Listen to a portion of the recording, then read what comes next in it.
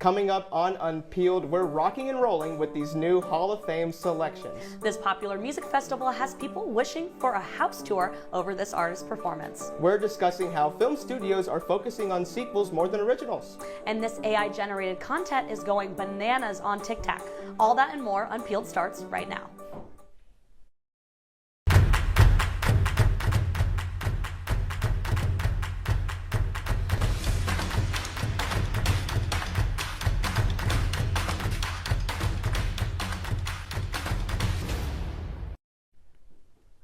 Welcome to a brand new episode of Unpeeled. I'm Rickie. And I'm Sophia Zaninovich. We start with a few of our favorite things. The spotlight is on Landmark Theater with the announcement of the 2026 and 2027 shows. The shows for this fall are part of the Broadway in Syracuse series put on every year featuring diverse shows.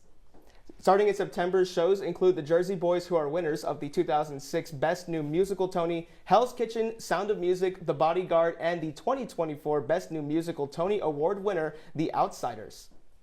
And it's just 1 month into the tenure of Disney CEO Josh D'Amaro, and the company has already been making some big moves. D'Amaro announced earlier this week that around 1,000 employees will be laid off. Wow, the visual development team at Marvel Studios has been hit particularly hard by the layoffs, with only a small in-house team remaining. The department was in charge of creating more, a little more, a little less. I mean, that's rounding. So, and some of these people have been with the company for over 10 years. Yeah, that's what a lot of people, had their gripes about, because Disney is normally used to, keeping people around for a long time, like you just said. But also, these people were largely responsible for, how Marvel content has looked over the last decade and a half or so. So my question is, what is it going to look like now? Is it going to look different visually, post-production wise? I mean, that's my question. No, it's upsetting to see a company that really holds on to their people go through something like this. And people are upset, and I don't want to be the person to say AI, but in the memo, they did mention technology and streamlining. Right. Those are two things, new technologies and streamlining, some big major things that can be put into these systems. Mm-hmm. That's what AI does, and so I'm thinking it might have something to do with that. Yeah, they said it didn't technically, but you can't help but wonder. You can't help but wonder, especially now. Exactly. Now, a judge has ruled that Live Nation, the massive company that also owns Ticketmaster, has been operating at a monopoly in at least 34 states. A 9-person judge ruled against the company, which tried to argue that it competed aggressively but legally with other ticketing companies. Official remedies will be decided in a later hearing, but could include Live Nation having to split from Ticketmaster. The jury ruled that Live Nation will face some monetary damages as well after overcharging almost $2 per ticket. What's new? I'm not surprised. And after 4 years, Euphoria Sundays are back with its season 3 premiere. Zendaya, Sydney Sweeney, and Jacob Elordi, among others, all returned to the screen in a first episode that only received a 44% on Rotten Tomatoes. Oof. Despite that, fans appreciated the tributes to some cast members who have passed away. The episode opened with a tribute to actor Eric Dane, who passed away after filming season 3. At the end of the show, they honored Dane again, as well as actor Angus Cloud and executive producer Kevin Turin, who both passed away in 2023. Now, 4 years is a very long time. That's a long time. We were seniors in high school. We were seniors in high school. Now we're seniors in college. That's crazy. People have been waiting such a long time for this, but that's also, when you think about it, a very short amount of time for people, this many people, to pass away. Some switch-ups obviously had to be made. Maybe that's a reason that some of the fans are upset with how this first episode went. Exactly. I feel like like they said, when they get the standard that they have for these first 2 seasons, they just want that first episode of season 3 to lead in with just as high of a note as they left off in season 2. But I'm sure a lot of people were not only upset that some of their favorite characters didn't return. I know Bobby Ferrera's character and Storm Reed's character also did not get to return in this season. But at the same time, I feel like we as fans just want these shows to be released at a somewhat frequent pace. It doesn't have to be every year, every 6 months, but maybe just biannually. I know, but they got some big names in that show now. So I think they were a little bit busy. For sure. The Rock and Roll Hall of Fame inductees for 2026 were announced Monday night, and we here at Unpeeled are totally tuned in. This year, Phil Collins, Billy Idol, Iron Maiden, Joy Division, New Order, Oasis, Sade, Luther Vandross, and the Wu-Tang Clan are being recognized for their contributions to the rock genre. This is Phil Collins' second time being inducted into the Hall of Fame after being inducted as part of the band Genesis in 2010. On social media, Collins wrote, quote, "Obviously, I'm pleased and honored to be inducted. It wraps up what has been a wonderful life in music." What a wonderful, crazy honor. Multi-time inductee. That's legendary. That's legendary. We're big music people. Love Phil Collins. Everyone knows his name. For sure. Did not know he was in Genesis. Yeah, that's our I'm bad. so sorry, Dad. I didn't know that. Yeah, I feel bad, but big names. This every year it's big names, and it's a toss-up with who's going to be in and who's not. Exactly. But I did call Oasis. I said live on Unpeeled. I said on Unpeeled when they announced who was nominated, Oasis was going to be in, and this was their year. They came back this year. I'm so excited. Who were you most excited about? When I saw Luther Vandross get inducted, it felt like such a long time coming, but at the same time, it feels like, we just unfortunately lost him like a couple years ago. Him getting inducted, super, super emotional for me, but also the Wu-Tang Clan. I grew up getting exposed to their music, especially that debut album that really launched them into the mainstream. So to have these two hip-hop acts get in a Hall of Fame that's trying to incorporate more genres, super cool to see. It's really great. I love the change-up we're seeing. Absolutely. When we come back, our pop culture reporter is breaking down all things Coachella. And Syracuse fashion designers are strutting the runway for the city's own Fashion Week. Find out more right after the break, Unpeelers. Welcome to an excellent episode of Live from Studio B.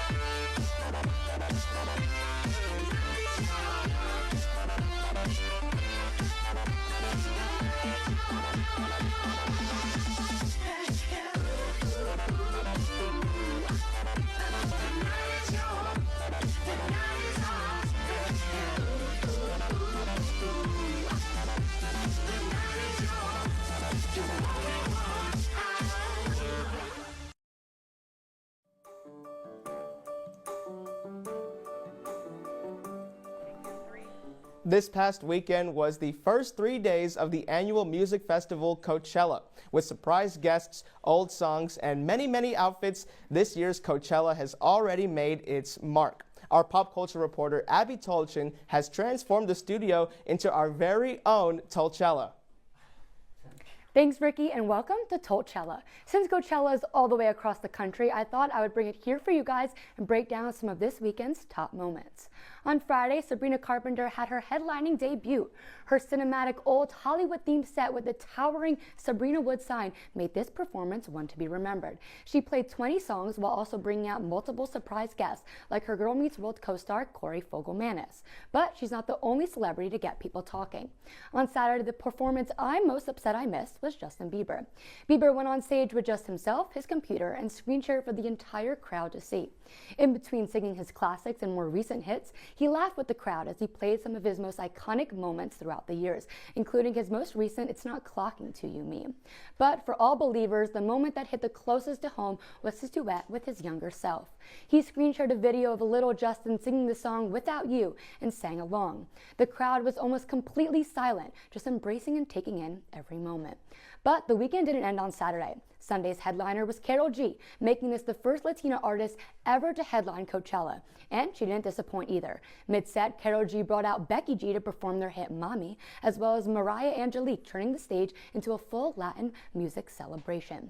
Now, while Coachella is supposed to be all about the music, the outfits might come in a close second. These outfits are planned months in advance, perfectly curated to be the desert chic style that everyone uses as reference. However, when Kendall Jenner showed up in a tank top, jean shorts, a backwards hat, and chunky sunglasses, it set a new precedent. The following day, so many influencers like Alex Earl then changed their outfits to match this new vibe. But what's an outfit or music without the tons of brands? Justin wasn't the only Bieber to show off their work this year. Hailey Bieber held the first invite-only pop-up for her company Rode. Marc Jacobs partnered with Tao Group Hospitality to host after parties, and Revolve also had an invite-only mini festival. Now, I could talk about Coachella for the rest of the show, but every performance, no matter how good, must come to an end. Reporting from Tolchella, I'm your pop culture reporter, Abby Tolchin. Sophia, back to you. Thanks, Abby. Now, the work of Syracuse fashion designers will be strutting the runway this weekend at the annual Syracuse Fashion Week. Here to break down our runway is our Syracuse events reporter, Tegan Brostrup. Now, Tegan, tell us a little bit about the event. Well, before I start, I just want to say I'm having a bit of deja vu. We covered Syracuse Fashion Week as our first year as reporters on Unpeeled, and now here we are again, and it's our last show. So, very full circle moment. But the Syracuse Fashion Week is an annual weekend event, and it starts on tomorrow, actually, Thursday, Friday, and Saturday at various locations throughout the downtown Syracuse area. And it's local models, local designers, and local guests, all supporting the Syracuse community. Yeah, oh, such a fun time. Yeah.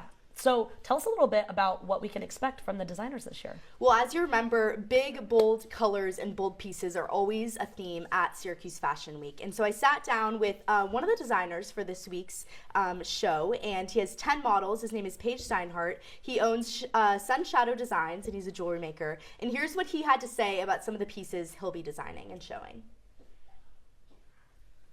I believe that jewelry should be bold. Jewelry should be a statement, and jewelry should be something that is visible and eye-catching from across the room. Now, how does this event bring the community together? Well, all the money in the proceeds from the event goes towards the food bank of Central New York. So it's really the community supporting the community. Local designers with local models, and all going towards helping feeding people in our local area. So it's a great event and starts tomorrow. It is a great event. Thank you so much, Tegan. Now, when we come back, our music reporter, Elizabeth Gottlieb, has an exclusive interview with a venue putting on a local show this festival season. Don't go anywhere, Unpeelers. Dad? Just 1 minute, okay? Hey, Bobo, do trees tell each other stories? I'm sorry. I'm afraid I don't know that. Hey, why don't we go find out?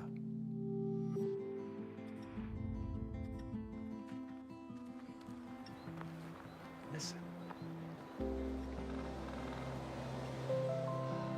Do clouds take naps? I couldn't tell you.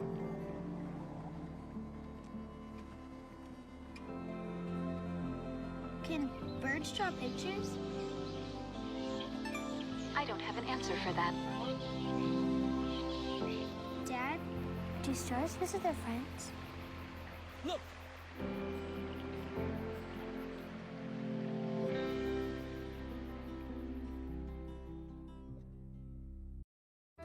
Here's your check.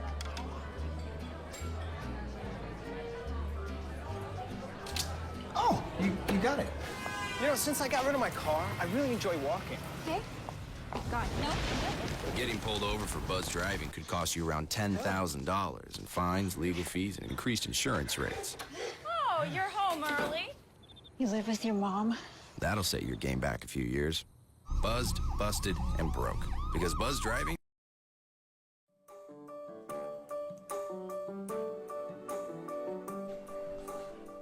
Concert Festival is here, and Syracuse students are putting together a local show. Our music reporter, Elizabeth Gottlieb, is joined by a member of the Prison Concert Series team. Well, Prism is putting on their student-led concert tomorrow night featuring 5 acts from right here in Syracuse. I'm joined by Maya Perez, a co-producer of Prism. Now, Maya, how did this event come together this year? So Prism's been around since 1999, so we're keeping it running in 2026. My co-producer Bella and I have been involved in it since freshman year, and we're really excited to co-produce.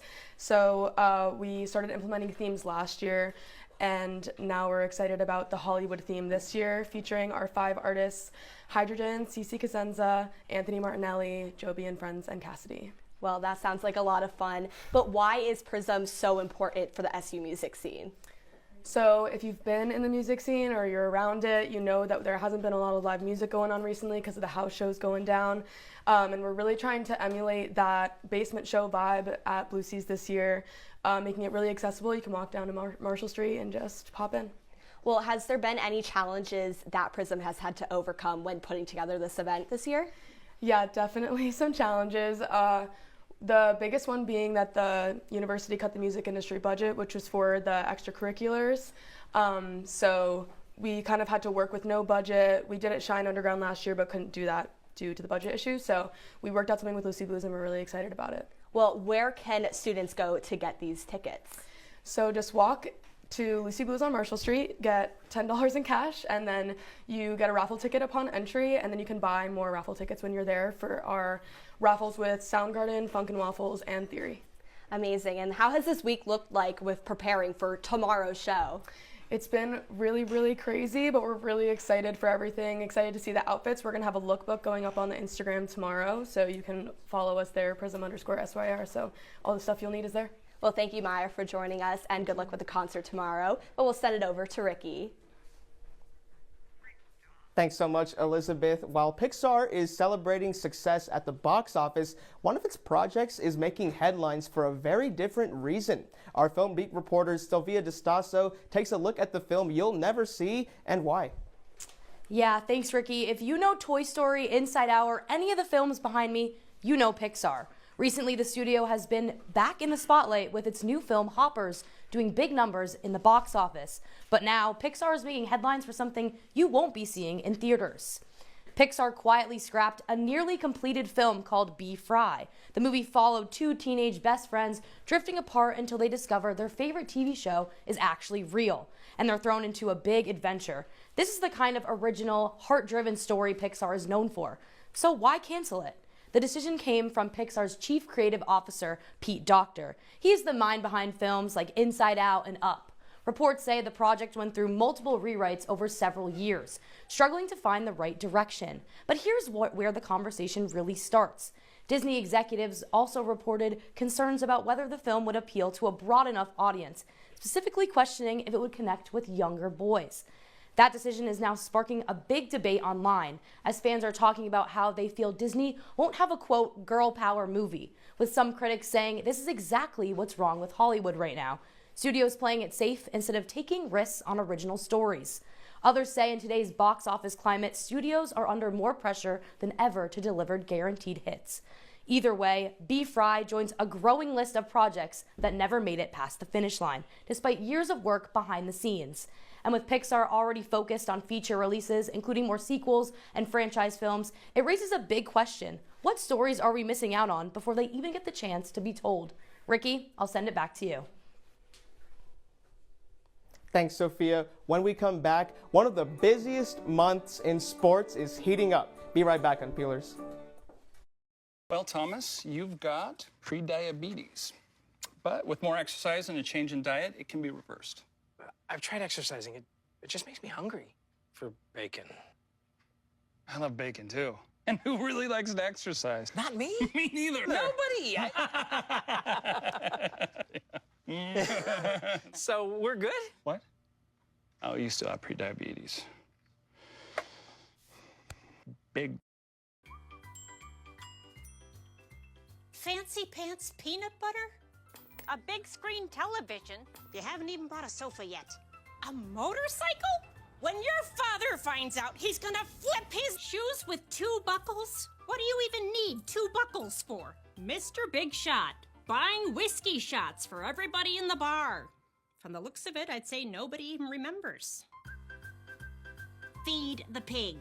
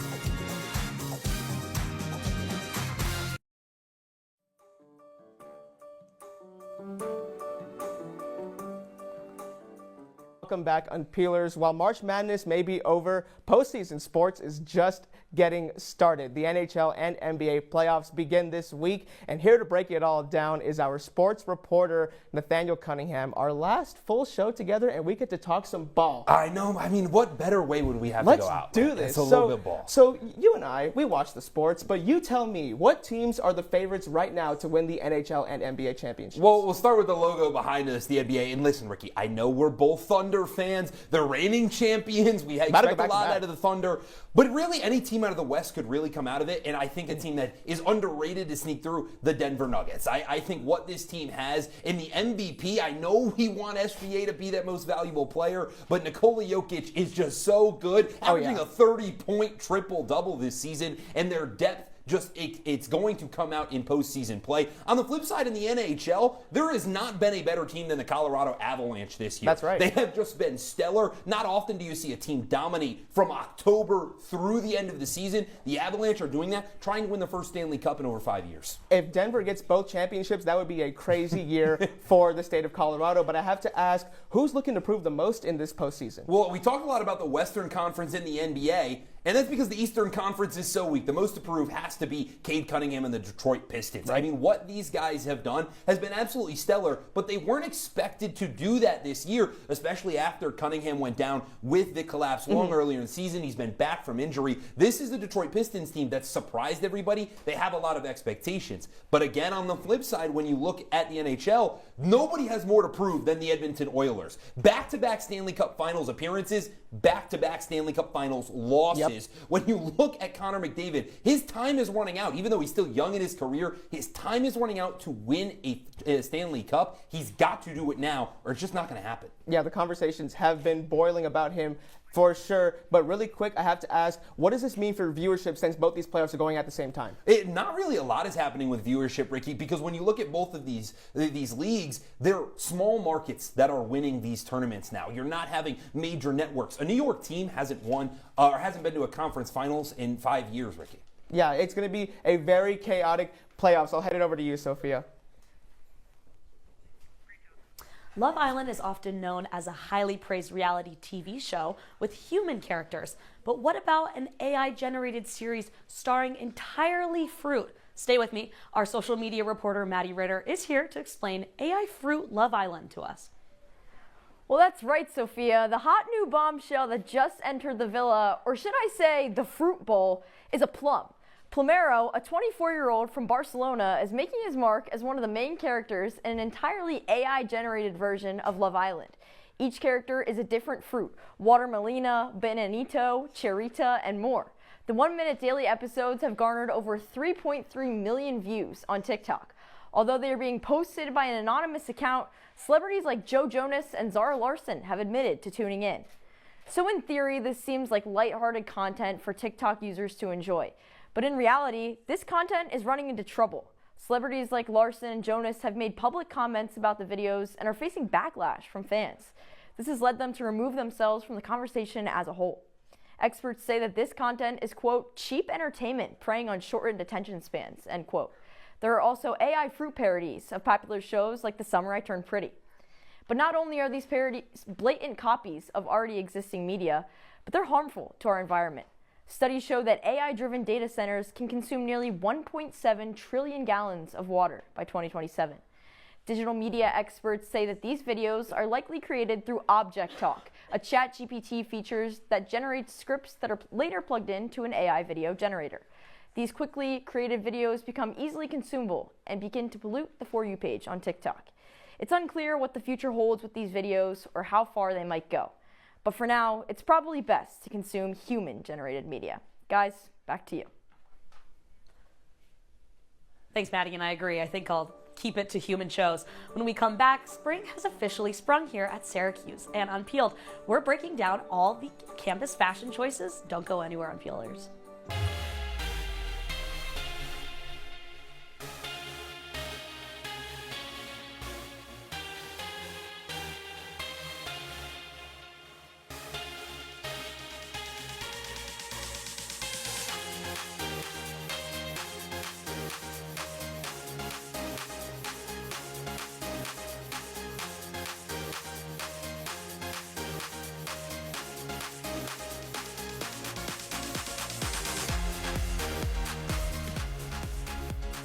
Welcome to Live from Studio B.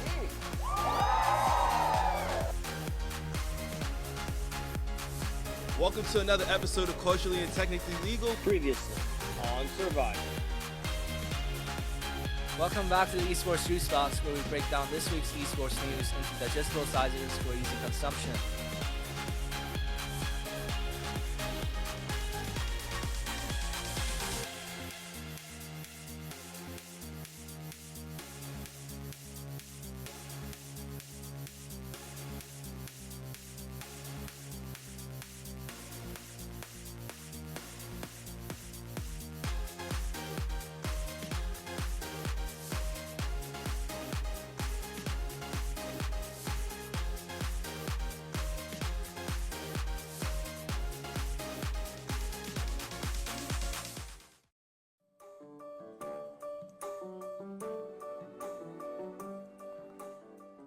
Is finally upon us here in central New York. It hit 77 today and the flowers are blooming outside. So finally we are in the clear. Maybe, I don't know if I believe that. Warm weather also means campus has come alive again. That's right, Sophia. As students have started to come out of their winter hibernation, so has their spring fashion. Last week, our fashion and beauty reporter Ella Castrolon chatted with some students on campus about to hear what they were wearing. Hi, it's super sunny today. It's about 60 degrees and everyone's now going into their spring wardrobe. I'm wearing a little yellow sweater from Addicted, some jeans from actually Marshalls, some Adidas. And I have like a lot of like fun jewelry and I'm just super excited because now that the weather's getting warmer, I can wear literally more bright colors and express my style. And it was genuinely just nice even though it was snowing literally 2 days ago and decided to wear shorts. I love a denim on denim look. Summer, I'm really excited to wear more jorts, capris, and I'm really excited to wear dresses and more flip-flops.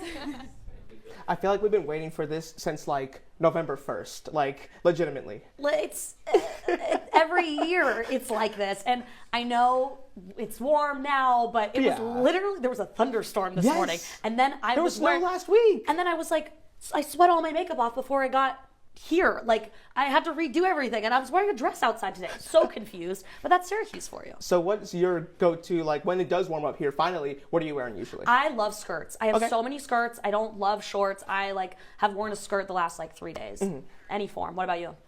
I'm a big shirts and shorts guy. Usually people know that they can catch me in my graphic tees for sure. I just love to wear, whatever to strike up any conversation, but I'm definitely shirts and shorts. Miss my flip-flops too, especially because we're both from, I love slides. We're both from warm places. No, like I'm from South Texas on the Gulf. You're from California by the beach. This is the most opposite trajectory that we could have seen for ourselves going to college. So let's graduate and let's go move to warm places. Yes, all please, right. by all means, by all means. Unfortunately, that is all the time we have with you tonight. Thanks for tuning in. Make sure you follow us on our socials at Unpeeled_Syracuse on Instagram and at CitrusTV on X. I'm Sophia Zaninovich.